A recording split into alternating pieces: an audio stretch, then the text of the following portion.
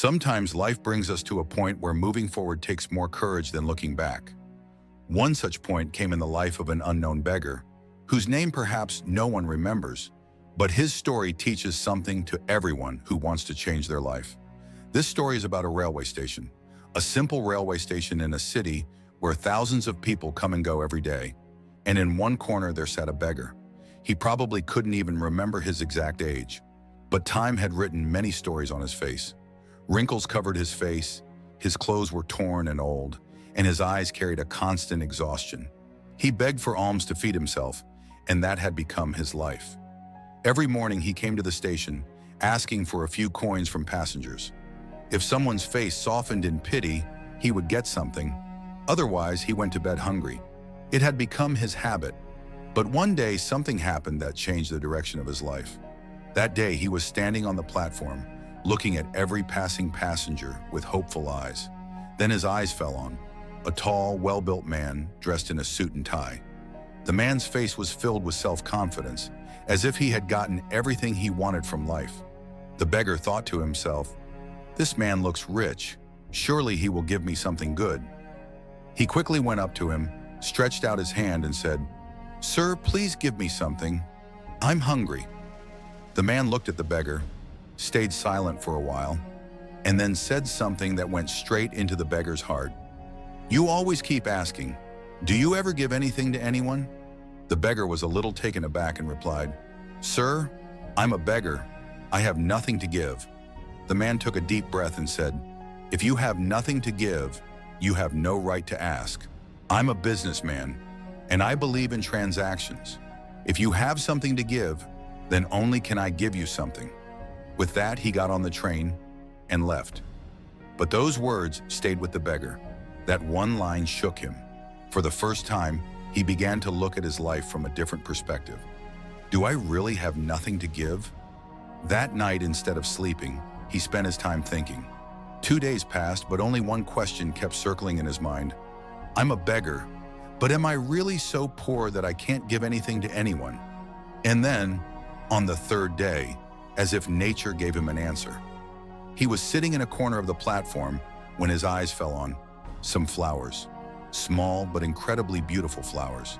They were swaying in the breeze as if saying, "We are here and we are free, but no one notices us." The beggar smiled. Maybe for the first time, he hadn't asked for something to gain. He had just felt it. He slowly picked those flowers and filled his bag with them. "Now I will ask, but I will give something in return," he promised himself. The next day, when he got on the train, every time someone gave him alms, he gave them a flower in return. People were surprised. Some smiled, some kept the flower, and some said, "Wow, this is something different." Slowly, people started recognizing him. He was no longer just the beggar. He was also giving fragrance, smiles, and a feeling. A miracle happened in just a few weeks. Now people started calling him over to give him alms. They would say, "Here comes the flower man." The demand for his flowers began to grow, but the flowers were limited. On days when his flowers ran out, the alms also decreased. Then came the day that changed his life once again. He saw the same tall businessman sitting in a train. The beggar with joy ran to him and said, "Sir, today I have flowers to give you.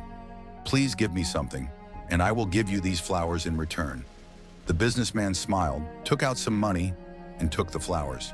Then he said, "Wow, now you've become a businessman like me." Hearing those words, the beggar's eyes filled with tears. But this time the tears were not of sorrow. They were tears of hope, of self-respect. After that day, he was never seen at the station. 6 months later, 2 people met at the same station, both in suits, looking smart and full of self-confidence. One asked the other, "Do you recognize me?" The other replied, "Sorry, I think we are meeting for the first time." The first man smiled and said, "No, this is the 3rd time we're meeting.